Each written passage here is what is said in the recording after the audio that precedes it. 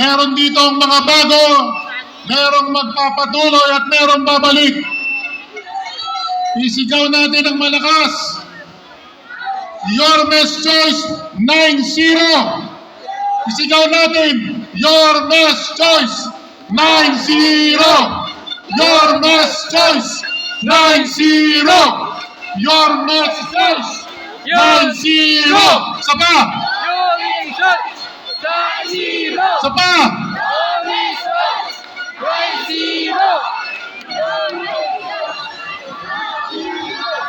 Mukhang wala nang natira sa akin, ha? Pahinga ng 2 segundo. Siguro naman, mas malakas tong sigaw na to. Ang inyong abang lingkod, Carlo Lopez, babalik sa Kongreso. Isigaw natin! Carlo Lopez! Carlo Lopez! Carlo Lopez! Carlo Lopez!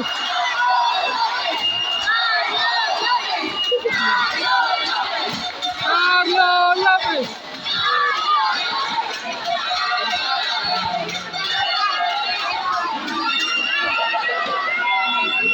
Kung ako ay babalik, ipagtatanggol ko kayo.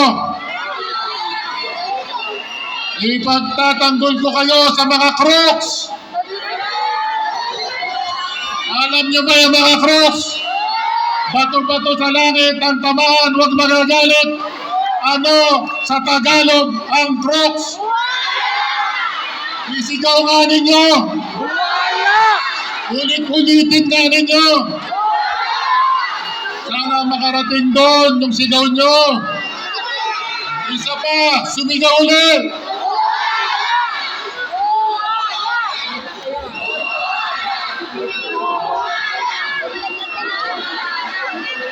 Siguro naman, malinaw na yan. Ang hirap, pag hindi graduate yan, alam niyo naman masakit kumagat ang buhaya, di ba? Pag kinagat kayo dito, tanggal yung inyong braso. Pag kinagat kayo dito, ang tanggal ang inyong legs. Pag dito kayo kinagat, patay kang bata ka. Baka pag hindi graduate yan, ang matira na lang sa inyo yung mga kuko nyo. Tapos tayong lahat.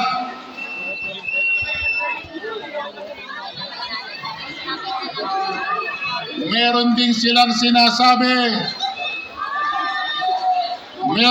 sinasabi na dapat daw hindi na ako tumakbo dahil napakagaling daw niya. Wow! Hanep! Hindi ba niya alam na ang mga pinaggagawa niyang proyekto ay gawa ni Eugene Lopez at ni Carlo Lopez? Hindi kung ano rin yung giniba niya, hindi ang dami ng ginawa ng Lopez. Tama? Higit pa sa mga proyekto ang ginawa ng Lopez. Kanina nakita niyo naman, hindi ko na kailangan isa-isahin pa. Isa pa, sinasabi nitong tao na ito, panahon pa ng tatay ko, hanggang nung huling eleksyon, ako raw, nasa t-shirt pa nga yun eh. Ako daw ay hindi tiga rito at hindi tiga Tondo. Pero may pagmamalaki ko sa inyo. Yorme, malapit na si Yorme. Di ba kuya, malapit na si Yorme? Tumataloy sa aking ugat ang dugong Tondo. Pamula pa sa aking ninuno na nakipag-himagsikan para sa ating kalayaan, kaya natin tinatamasa ngayon ang buhay na ito hanggang sa aking ama na si Jim Lopez na napakabait, napakasimple.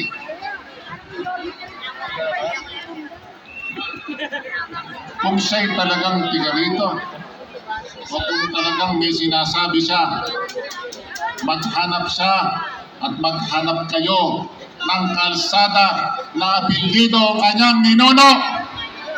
Meron? Hindi naman sa pagmamalaki, hindi lang kalsada ang pangalan ng Lopez, Boulevard pa. Ama, kaya tuldukan na natin yung bagay na yan. Hindi na easy yan. Dahil ako, alam niyo naman, minsan, pag magugulang yung kalaban, kami ang sinasabihan ng fake news, pero sila ang fake news.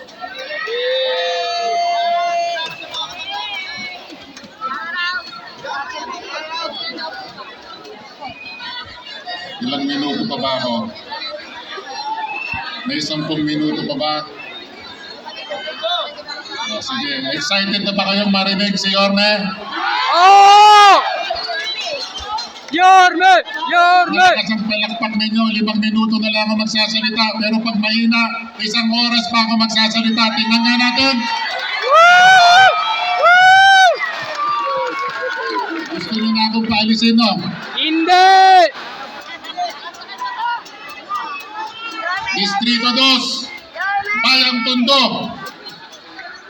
44 na araw na lang Butuhan na. bago mag-eleksyon.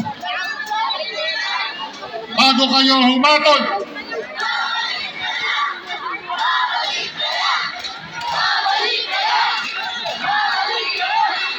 Babalik ka na. Sayang ang 1 minute. Sayang ang 1 minute. 44 na araw na lang. Butuhan na. Maghuhusga na kayo. Pero sa loob ng mga araw na yan, alam ko hindi kayo kakawala. Magparami kayo. Magkapit-bisig tayong lahat.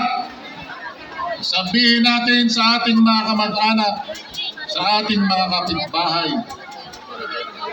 ang magandang intensyon ng samahan na ito na tumulong sa inyong lahat.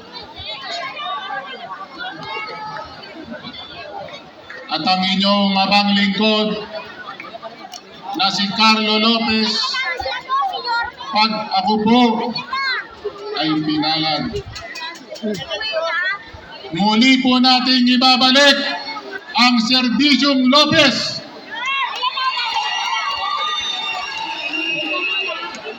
Serbisyong may talino, hindi may masabi lang. Serbisyong hindi nanggigiba, pero innovative. Marami akong naiisip na gawin para sa Tondo. At pag ako ay pinalad, tinulungan nyo, ako naman po ay magpapakabuting congressman ninyo.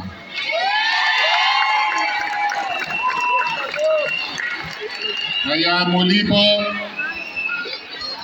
ang inyong abang lingkod, Carlo Lopez, ibalik natin sa Kongreso.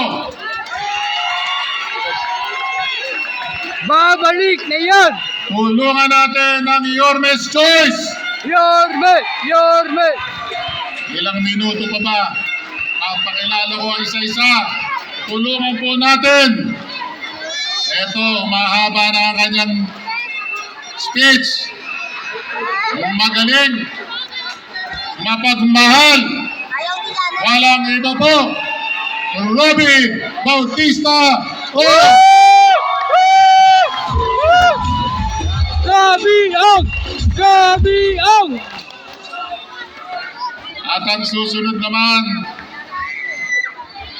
galing sa lahi ng Lingkod Bayan, ang Gigolo ng Tondo. Single pa to, ha? Pwede pa to. Tulungan natin.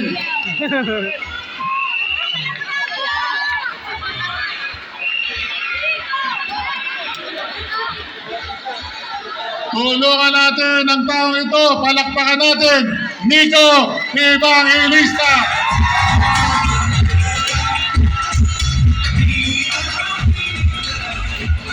Etong susunod.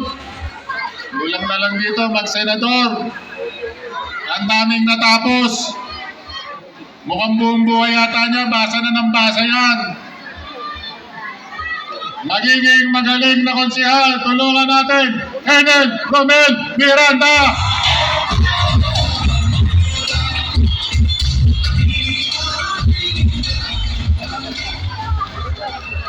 At ang susunod naman, nakaupo ngayon, maraming kamag-anak.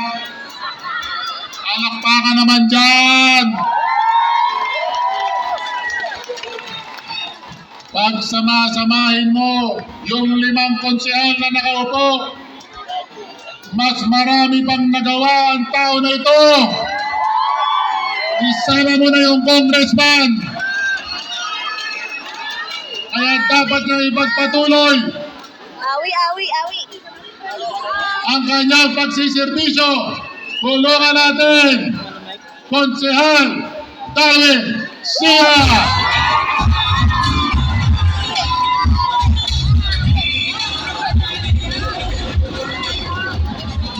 Ang susunod naman po, nagmula sa linya ng mga baranggayan. Ang sabi niya sa akin, kung gusto ko pang magsilbi bukod sa aking barangay, gusto kong tumakbong konsehal at kaming lahat dito dali-dali. Sabi namin, sige, tumakbo ka dahil yan ang pangarap mo. Gusto niyang ialay ang kanyang sarili sa inyo. Kaya wag lang nating ibulong, isigaw pa natin ang Alden Richard ng Tondo. Alam, may asawa na to eh. Tulungan natin. Bolong C.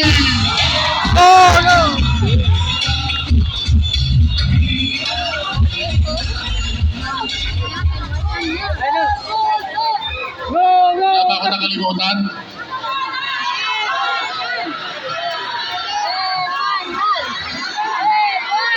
Pare, dito pa sinasabi malakas na yung sigaw eh. Edmonton! Ang nangunguna! Edmonton! Ang nangunguna!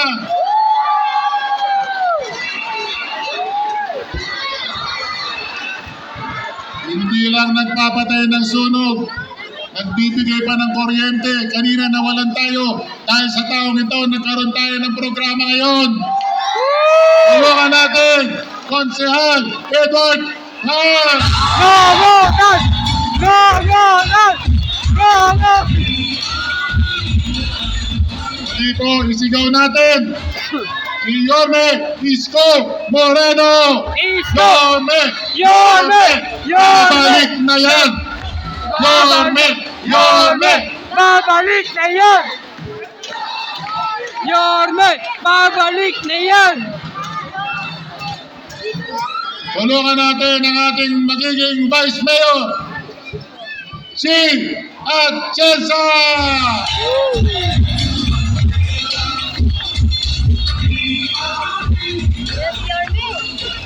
Baka makalimutan niyo ako. Pwede ba? Kung ibabalik niyo si Yorme, ibalik na rin ninyo Carlo Lopez sa Kongreso. Mabuhay po kayo.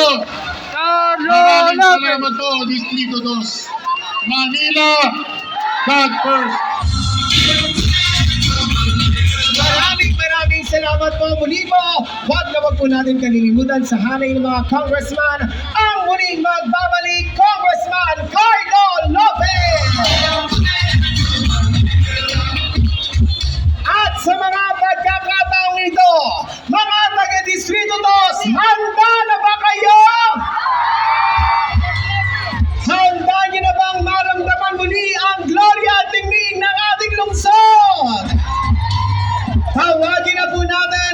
tambalang muling magbibigay ng gloria at liwanag ng ating lungsod, Vice Mayor Chi Atienza at Yorme Isko Moreno.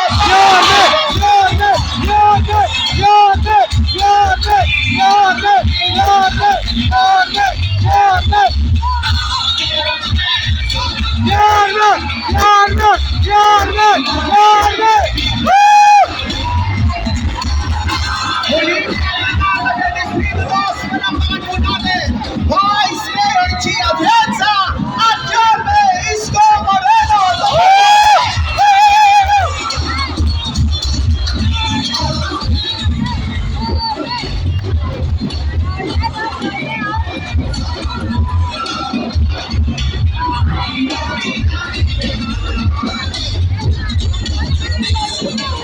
Maraming salamat po mga taga-Distrito 2. Muli po, marinig naman ang isang malakas na palakpakan na may kasamang hiyawan!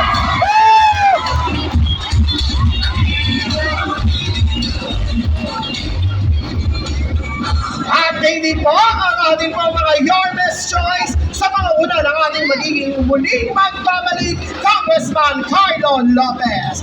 At bago ko po ibigay sa inyo ang ating susunod na tagapagsalita, sabay-sabay muna po nating panoorin to. Panoorin to. Simula ko namulat ako dito sa mga kapatid, naging gagawin na ng aking pamilya na tumulong sa aking ako. Noong mga panahon na ako'y lumalaki, dinala ko ng aking ama sa Manila City Jail at doon niya sinabi sa akin na kailangan ibigay ko ang buhay ko sa pagtutulong sa ating mga kababayan. Doon ko na kita na meron pala akong mission dito sa mundo. Pinigay ko po ang aking puso bilang isang misyonaryo. Ang pinili ko pong kurso ay Political Science, major in Governance. Dahil naniniwala ako, importante pa rin na meron tayong isang gobyerno na nakaalalay at nakasuporta sa mga mamamayan. Bilang isang mamamahayag, doon ko po narinig ang totoong mga hinaing ng ating mga kababayan. Dahil namulat na ako at ang aking puso sa mga kinahinatnan ng ating mga kababayan, mahirap na po ito. Ang mga sektor ng ating mga nakatatanda, ang aming mga lolo at lola, nanay at tatay. Nakita ko po ang hinaing ninyo na gusto niyo isang gobyerno na nakaalalay ng suporta. Ang ating mga kababayan na may kapansanan, mahirap mabuhay ng may kapansanan. Kaya importante na sensitibo ang gobyerno sa inyong mga pangangailangan. Ang Muslim community na siyang naghahangad na kayo ay mapansin, kayo ay makapagdasal ng taimtim sa isang espasyo sa mga pagpublikong lugar para naman sa mga magulang, especially ang mga single parents. Alam ko mahirap kung palaki ng mga isang kahit paano. Pero isang gobyerno na naririnig ang inyong hinaing na magkaroon kayo ng konting kasiguraduhan ng inyong mga anak ay masusuportahan pagdating sa kanilang edukasyon. Tumatayo rin ako para sa mga LGBTQ+ community. At dahil dyan dapat para sa panlaban ninyo, ginamit ko ang aking boses para makahingi ng tulong.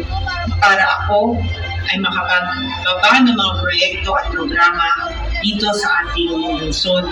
Kahit wala po ang posisyon, marami na po tayong nagawa. Panahon na para gawin na mas sistematiko, mas epektibo, at mas may puso ang ating paglilingkod.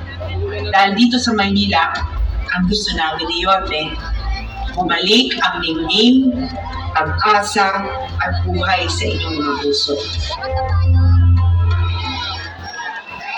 May pusong misyonaryo, tunay na may pagmamahal sa kapwa, kaya naman pinarangalan bilang People of the Year. Isang mapag-arugang ina na siyang magiging liwanag ng Maynila. Ang katuwang ni Yorme sa lungsod ng Maynila, ang numero 1 sa hanay ng balota ng mga vice-alcalde. Palakpakan po natin ang ating magiging Vice Mayor Chi Atienza.